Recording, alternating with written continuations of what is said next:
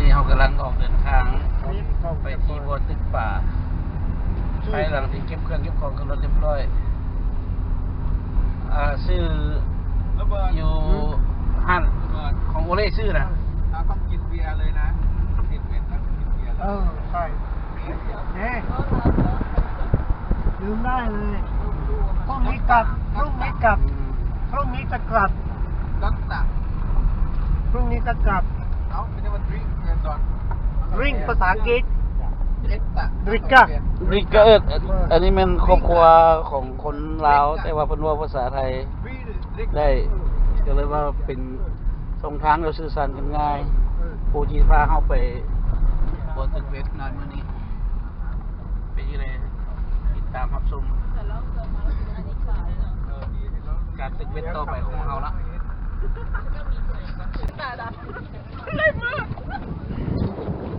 นี่เขามาฮอดบนนะที่ตึกเวทเนาะ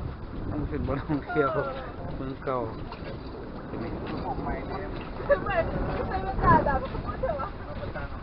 กำลังเก็บอุปกรณ์ตึกนี่ตั้งแต่ป่าผมไม่กระตู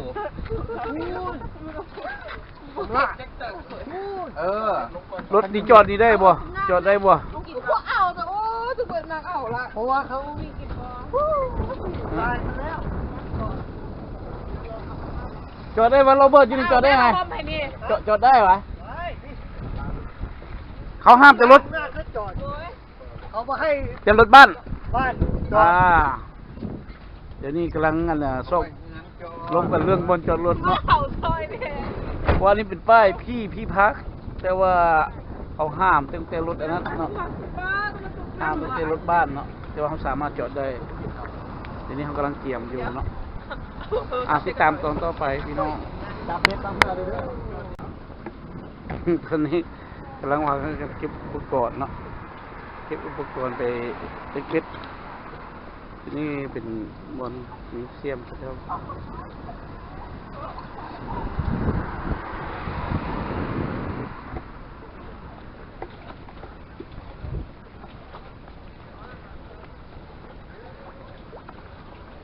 เป็นบึง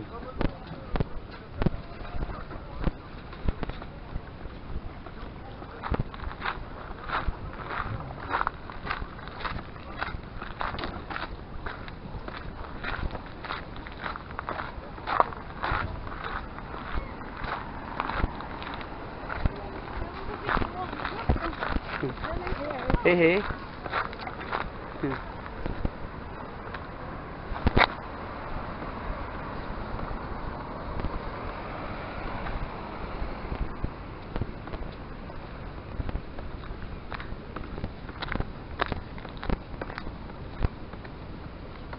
ได้ว่ะ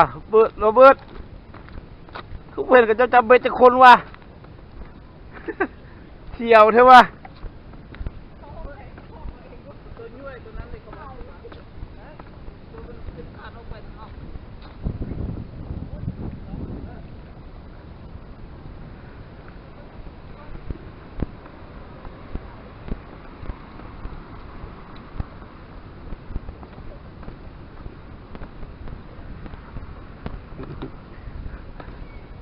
ต่างประเทศกับเจ้าแหนมมึงบ่เคยเห็นคนตึกเวท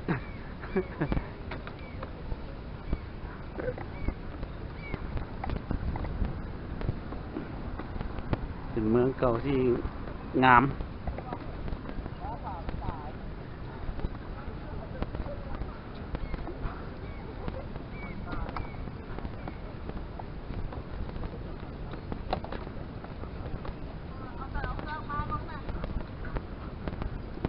มันตึกโยนเหือนี่บ่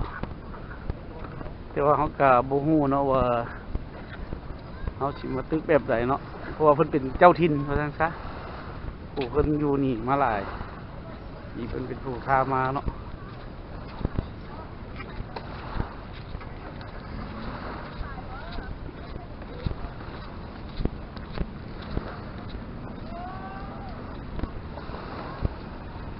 เป็นบทปิกนิก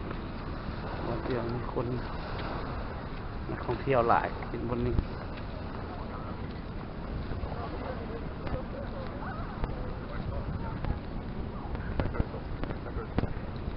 เ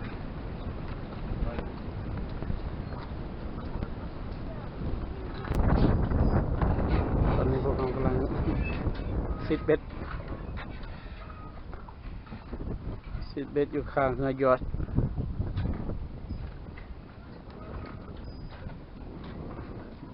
นี่ก็นักซิดเบ็ด ซิดเบ็ดอยู่ข้างเรือยอชต์พวกนี้ธรรมดา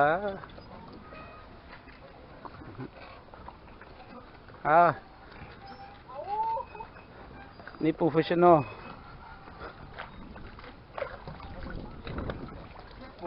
ได้3 ตัวแล้วซิดเบ็ดอยู่ข้างเรือยอชต์ใช้ป่าบ้างดูลูกป่าบ้างเนี่ย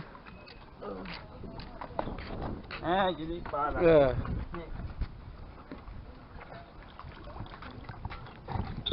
โอ้ป่าโธ่ครับตึกป่าอยู่ข้างเรือยอชต์โอ้ข้างเรือยอชต์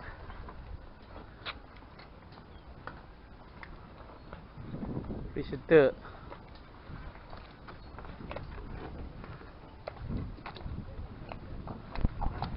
แต่ว่าอยู่นี่จากย้อนแสงเนี่ย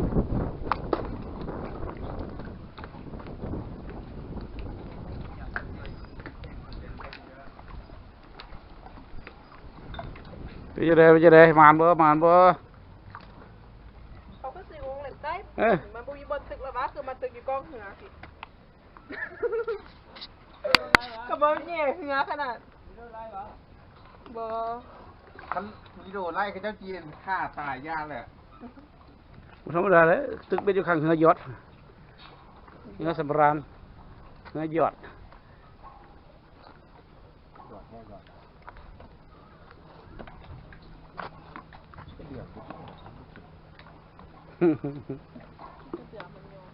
ผู้คนกำลังตามเขาตรงนี้ตามเบ็ด ไม่ใหม่รถฮอดใส่ละไม่ได้ต่อเลยรถเห็นมันเนาะโอ้มันไม่อยากกินเลย มันเข้านอนแล้วตี ใส่ซองเบ็ดยังบ่กิน มีคนคลองแล้วตีสงสัยมีคนคลองนั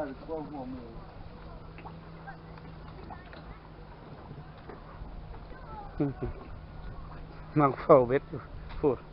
มีเบียร์อีกครับ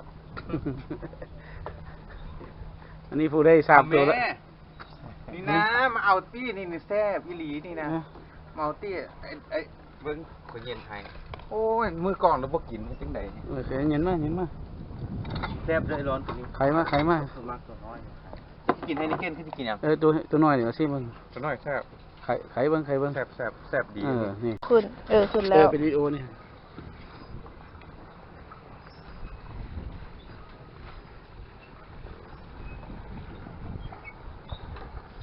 เอาเกลือให้ไหมใส่เกลือให้ไหม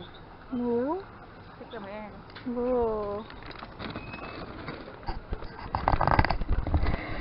อ๋อมันได้สูงเติบมันก็สีเหียเลยแหละ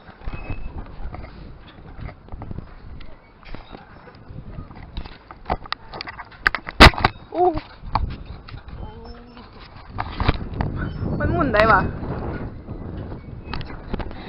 มีใส่เกลือไหมนะ no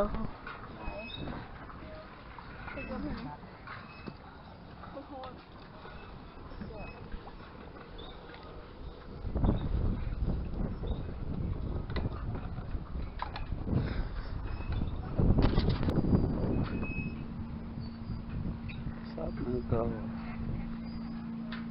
เฮียยอช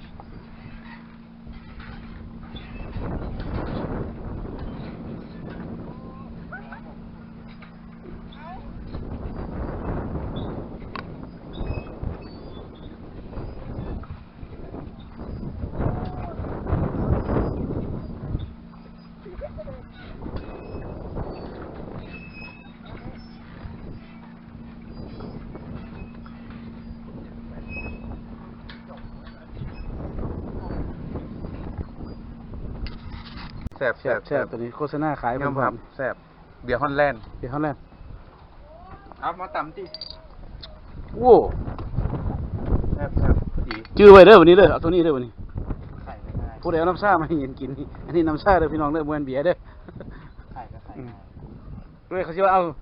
ส่งกันอลิกากานี่ส่งต่างประเทศคือมีอันนี้ ระบ เบิดมันกินแล้วมันกินนี่ คือมีเว้าอีสานนำมันที่เขาว่าที่ห้อย มันกินแล้วมันกินแล้ว อีสานเวียงจันทน์เด้อพี่น้องเด้อ อีสานเวียงจันทน์เด้อท่านนั่นนึงก็เลยว่าเสียงนั่นต่อเสียงในทีม โอ้แซ่บเนาะโอ้คัก เข้าอ่ะลงแบบเลย ปิดกล้องก่อนเอาโทรศัพท์เอาไปหลังที่ตึกเบิดแล้วมาเข้าห้องน้ำอยู่ปั๊มน้ำมันบังเอิญพอดีเบิ่งเขาเจ้าใส่น้ำมันที่นี่บ่มีคนขายมีแต่ใส่ด้วยตนเองหลังจากใส่แล้วเขาไปจ่ายเงินอยู่ในปั๊มกับแคชเชียร์แล้วก็แล้วอยู่นี่สบายอยู่ไปอยากได้เท่าไหร่ใส่เอารถน้ำมันนะซื้อทานไปปิ้งปลาบาทนี่นะตาเวทซื้อทานปิ้งปลาเลย